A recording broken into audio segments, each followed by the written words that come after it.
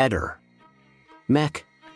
Pallister. Il 5 gennaio di 3 anni fa, il corpo di Liliana Resinovic è stato ritrovato senza vita nel boschetto dell'ex ospedale psichiatrico di Trieste.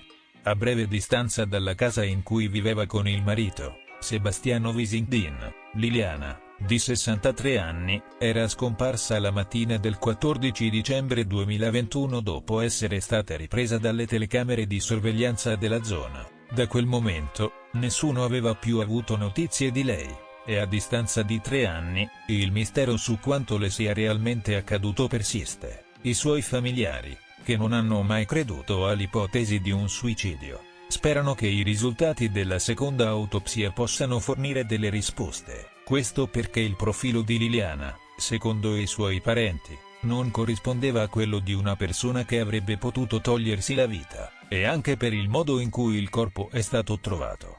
Chiuso in 2 sacchi neri e con la testa in 2 sacchetti per alimenti.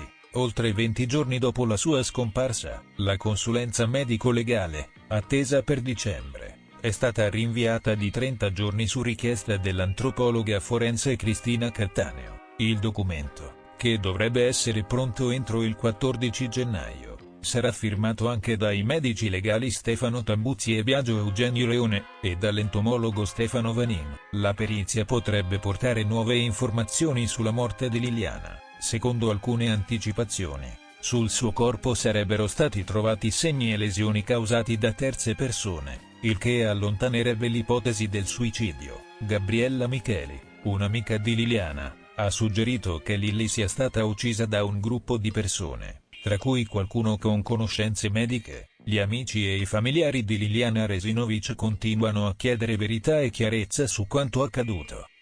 Intanto, a 3 anni dalla scomparsa, per la mia laurea in criminologia, ho depositato il titolo della tesi che farò su Liliana, insieme all'indice e alla bibliografia. Inizierò a scrivere nel corso di questa settimana.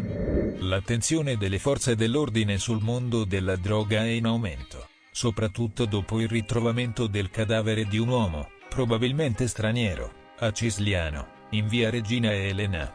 Nella serata di sabato 4 gennaio, il corpo presentava ferite da arma da fuoco. Nonostante l'intervento dei soccorritori, che sono giunti sul posto con un'ambulanza e un'automedica, i medici non hanno potuto far altro che constatare il decesso del 28enne. Si sospetta che il corpo sia stato abbandonato intenzionalmente in quel luogo per essere facilmente scoperto. Le indagini sono attualmente condotte dai carabinieri della compagnia di Abbiategrasso.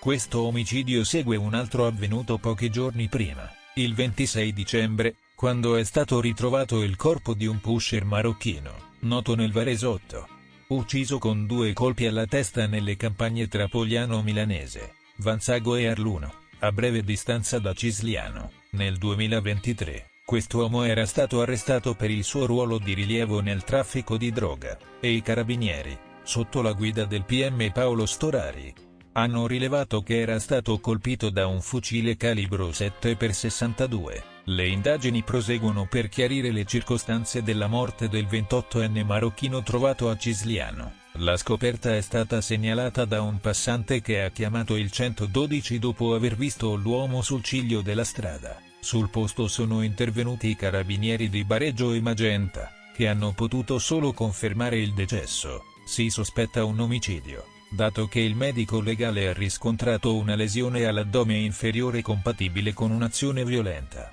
L'autopsia fornirà ulteriori dettagli. Ehi, non dimenticare di iscriverti a questo canale.